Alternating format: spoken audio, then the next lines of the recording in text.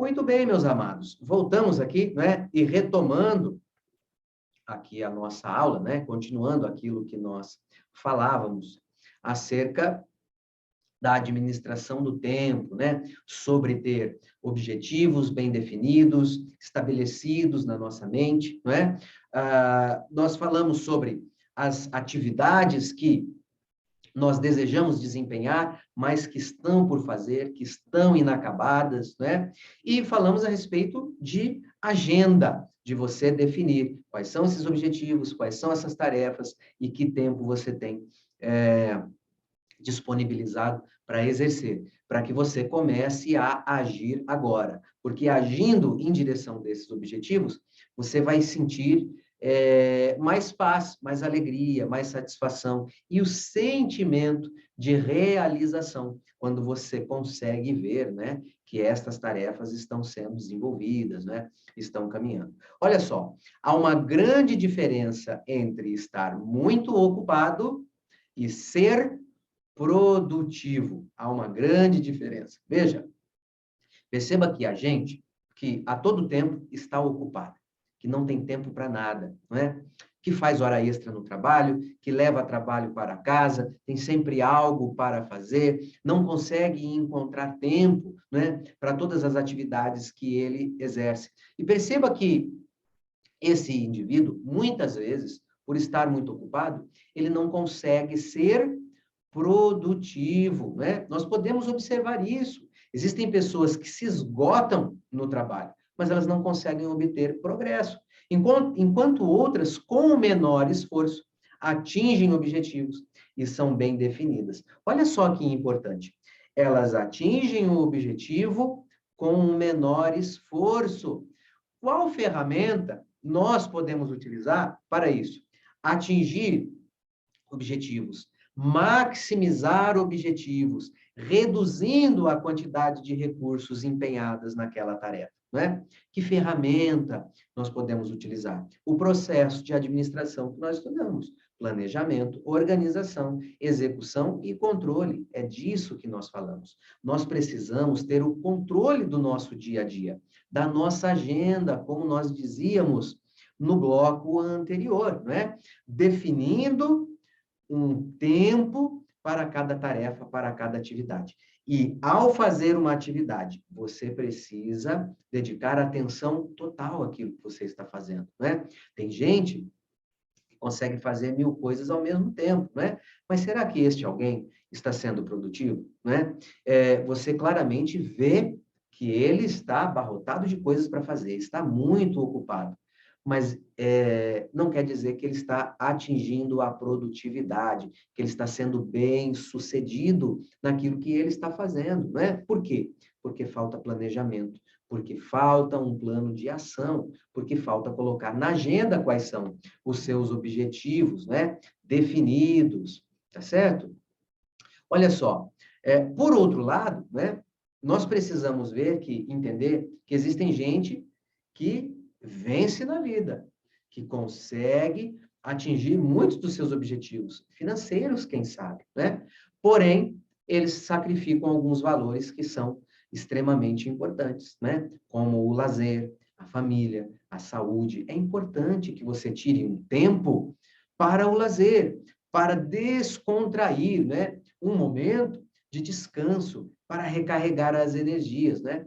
Então, será que vale a pena o custo, não é, de vencer na vida, de atingir os nossos objetivos, de ganhar muito dinheiro, de ser promovido no trabalho e sacrificar outros valores que devem ser importantes para nós, né? Nós podemos, talvez você esteja pensando assim, nossa, professor, mas isso parece uma aula de administração, isso parece uma aula de coaching, eu não sei como você está vendo isso, mas a gente pode pensar isso pensando no ministro também, não é? É difícil dizer isso, e uma vez eu disse isso em sala de aula, e muitas pessoas não compreenderam aquilo que eu estava dizendo. Mas veja, tem muita gente que é bem-sucedida no ministério. É um bom pastor, é um bom pregador, não é? A sua igreja é uma igreja produtiva, porém, muitas vezes, esse pastor, este obreiro, este ministro, Este pregador, ele não tem um bom relacionamento na sua família. Muitas vezes, o ministério, né, o trabalho pastoral, o priva tanto de sua família, que muitas vezes os seus filhos não têm o objetivo de ser pastor, né? Muitas vezes eles não gostam da igreja. Por quê? Porque a igreja compete com eles o tempo, a atenção que o pai, no caso o pastor, deixa de dar o filho, deixa de dar a família por causa da obra.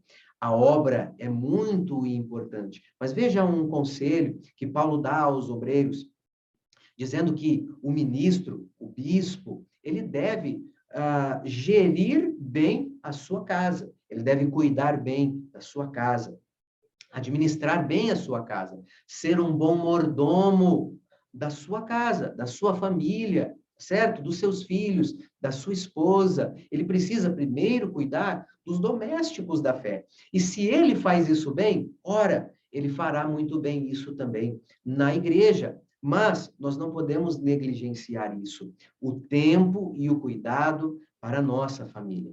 Assim, deve pensar o obreiro, o pastor, a obreira, a mulher que também se dedica à obra, né? Como está o cuidado com a sua casa? Você, meu amado, servo de Deus, que aquele a quem o chamado de Deus está queimando no seu coração, não é? Quanto tempo você tem dedicado para evangelizar os seus filhos, para orar com a sua esposa, certo? Para, de repente, compartilhar um momento de descontração, de prazer, de lazer. Isso é necessário, meu amado. Então, veja, nós temos muitos objetivos e no bloco passado você pensou em algumas pessoas importantes para você. E quem sabe uma pessoa importante ali na sua sala, né, no seu quarto, no dia da sua partida, seja a sua esposa, dizendo que você pode ir em paz, que você a enche de orgulho, porque você foi um bom pai, porque você foi um bom esposo, porque você cuidou bem da sua casa, porque você deu atenção a eles, porque a sua presença no seu lar fez com que aquele lar fosse um lar alegre, fosse um lar feliz, né? Talvez seja o seu filho dizendo isso para você, que ele sente orgulho de você, que ele quer ser um pai tal como você o foi. Amados, há muitas coisas, há muitos papéis que nós devemos desenvolver e desempenhar na nossa vida, não é?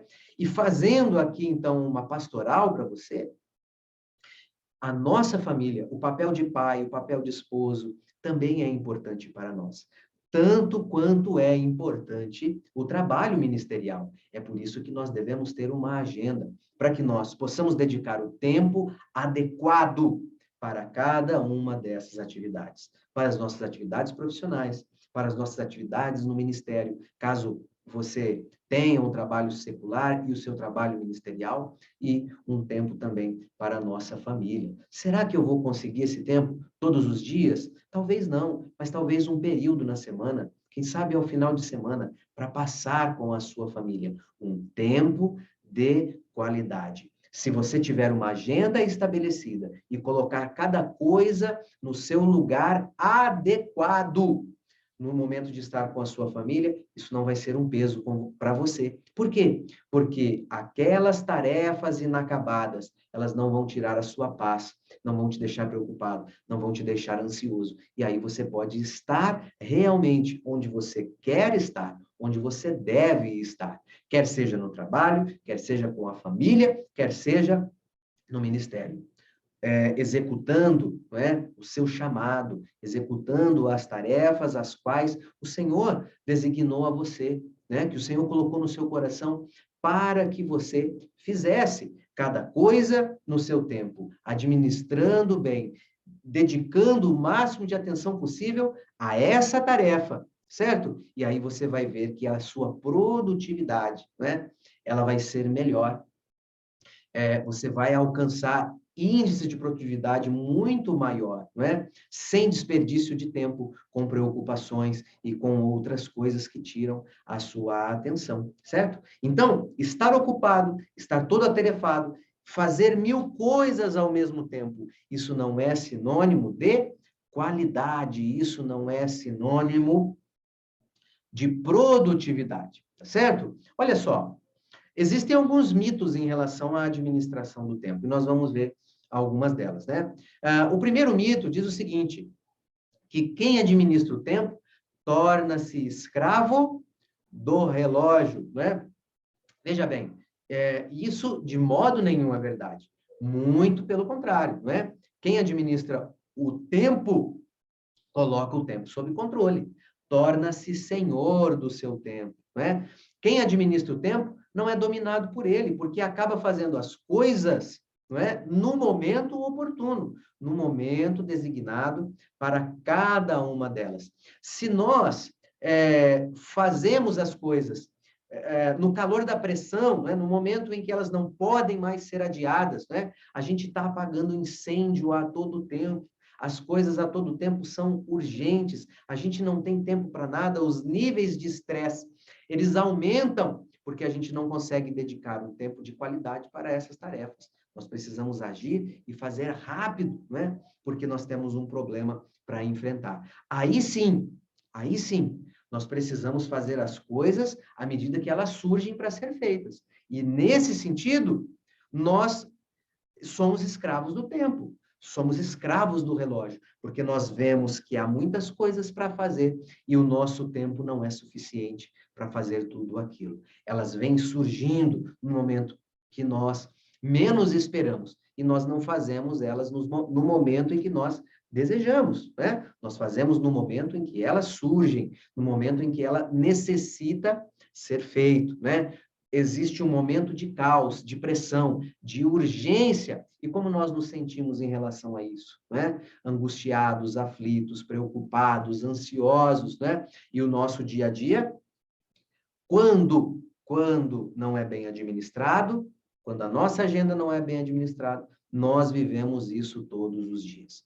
O telefone toca, surge uma nova demanda, nós temos coisas por terminar e quando nós vemos, nós estamos todos enrolados, né? Na nossa casa é assim, no nosso trabalho é assim e no nosso trabalho ministerial muitas vezes é assim também, né? Prejudicando o nosso tempo e fazendo com que nós não tenhamos ao final do dia ou no início dele, um momento adequado, quem sabe, de devocional com Deus, de oração, de leitura bíblica, né? De ser edificado, de ser alimentado. Por quê? Porque nós estamos tratando as pressões do dia à medida que elas surgem, sem nenhum controle. Nesse caso, nós nos tornamos escravos do relógio, porque nós não conseguimos controlar, não é?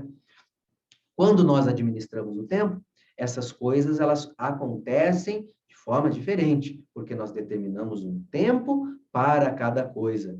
Se eu programar o meu dia pela manhã, isso quer dizer que o meu dia será exatamente assim? É claro que não, meu amado. Imprevistos vão surgir, né? E quem sabe, você deve determinar na sua agenda um tempo para tratar imprevistos, né? Para coisas que você não programou. E quando nós fizermos isso, nós vamos ver que a nossa angústia em relação às tarefas que nós devemos desempenhar no dia a dia, ela vai desaparecer, quem sabe quase por completo. O dia não vai ser pesado para você, porque você tem tudo sob controle. E à medida que você determina um tempo adequado para cada coisa e você se coloca em ação para executá-las, você vai ver que as coisas começam a acontecer, elas começam a desenrolar, certo?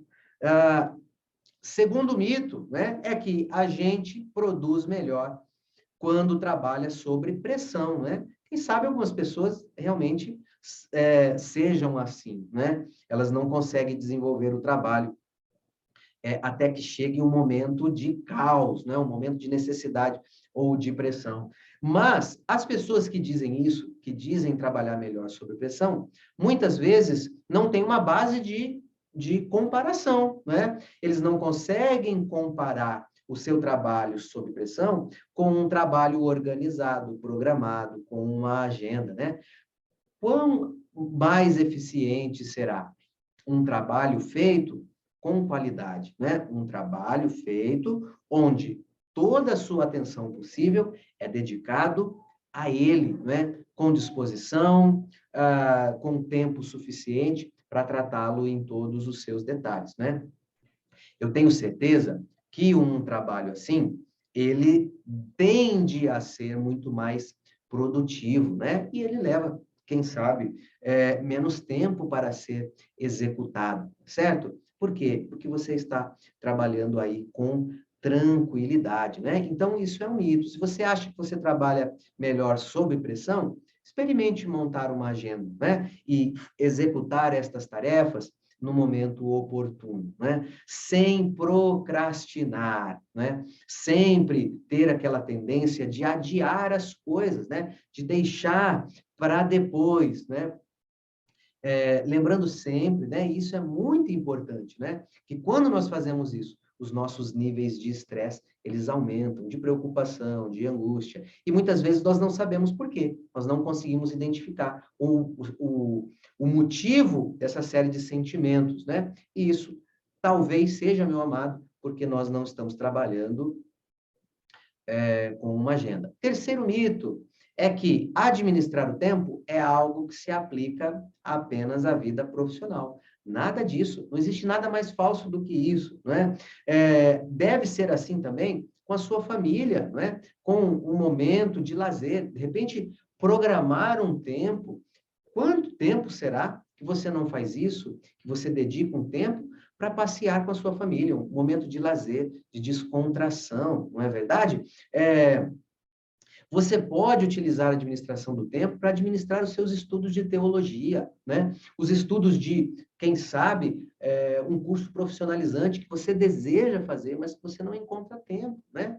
Coloque as coisas no papel, coloque os seus afazeres no decorrer de um mês ou a cada 15 dias, estabeleça um tempo, né? Saiba dizer para as pessoas, eu tenho certeza que quando você dedicar um tempo para a sua família, por exemplo, eles vão entender, né? Um tempo de qualidade, estou dizendo, um tempo onde você está realmente onde você está. Eu tenho certeza que todo mundo vai entender esse tempo que você vai dispor para outras coisas, para o estudo, né?